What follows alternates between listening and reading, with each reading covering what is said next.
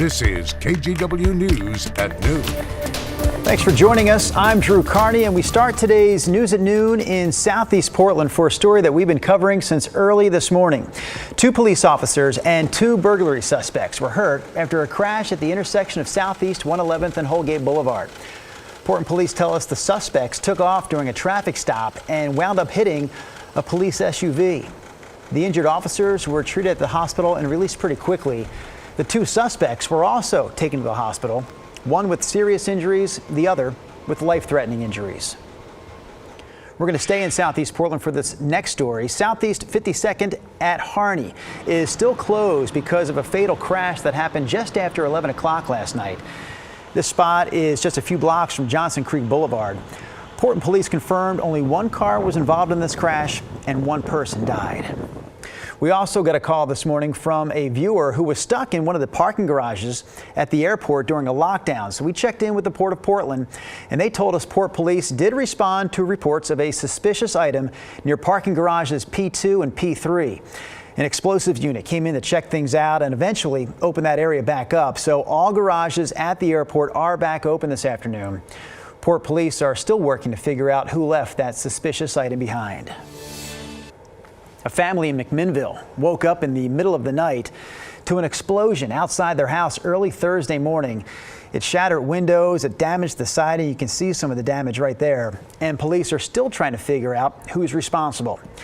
KGW's Catherine Cook had a chance to speak to the mother of that family who lives in that house.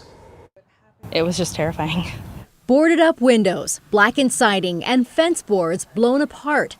Remnants, police say, of an explosion outside this McMinnville home. It sits on the corner of Northeast 11th and Evans. I'm a little bit in shock. I can't believe that this happened to us. Brianna, who asked that we not show her face, lives here with her family. The blast woke them just before 3 Thursday morning.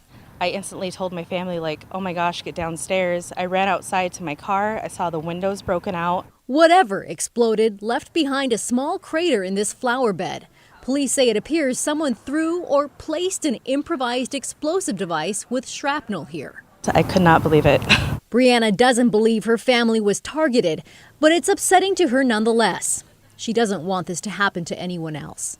It was just terrifying, but luckily we had a lot of neighbors run out and help us. This is a criminal investigation, and McMinnville police want to learn more. They're hoping neighbors can help them.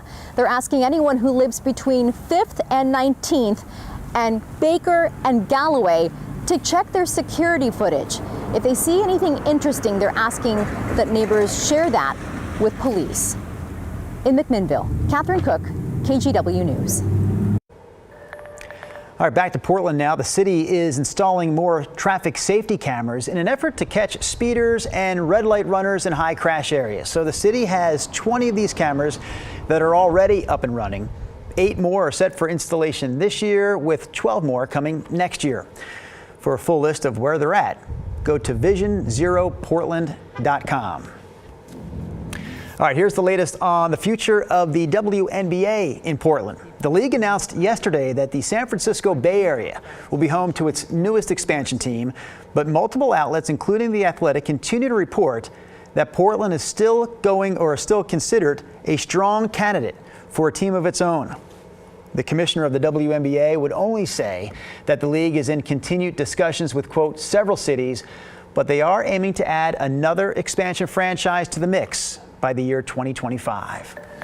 All right, Chris, that seems like a long ways off. So instead of looking to 2 years from now, let's talk about this weekend as we take this live look at the beach, Pacific City in our sights. And man, you have got a great weekend dialed up there in the weather center. A record-setting weekend, I think, in terms of warm temperatures. Yeah, let's take you a little farther south. That shot we just showed you from Lincoln City. Let's take you down to Newport right now.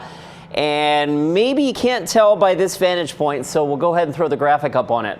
First of all, it's 81 degrees on the beach in Newport right now. That is amazing. Also note that the east wind is sustained at 17 miles an hour at the coast with much higher gusts. You've got the downslope wind off the Cascades, the downslope wind off the Coast Range, which is accentuating our warm-up today.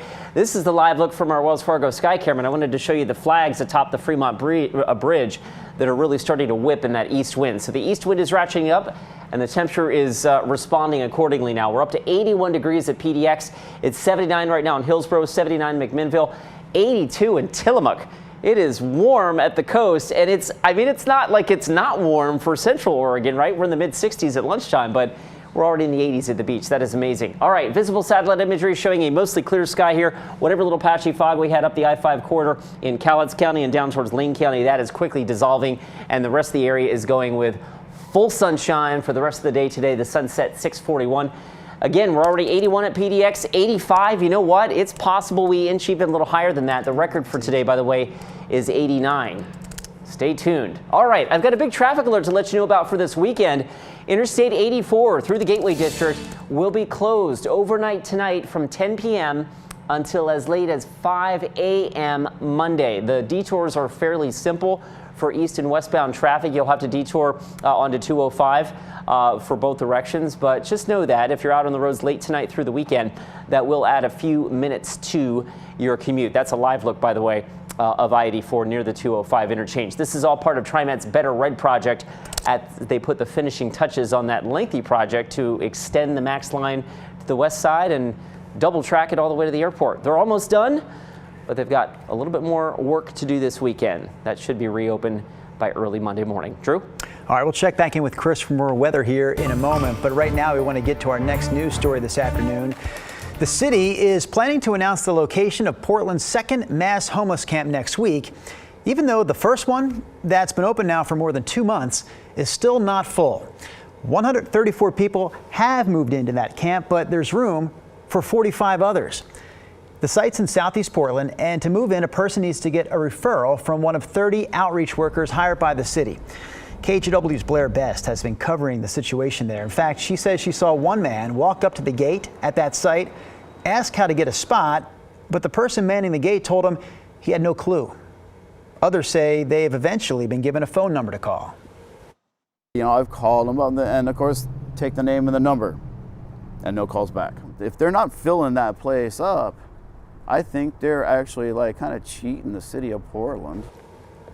So Urban Alchemy is the local organization that runs that site, and they told us they're working as hard as they can to move people in, although it's still not clear why there isn't better signage at that spot or better communication explaining how the process works. So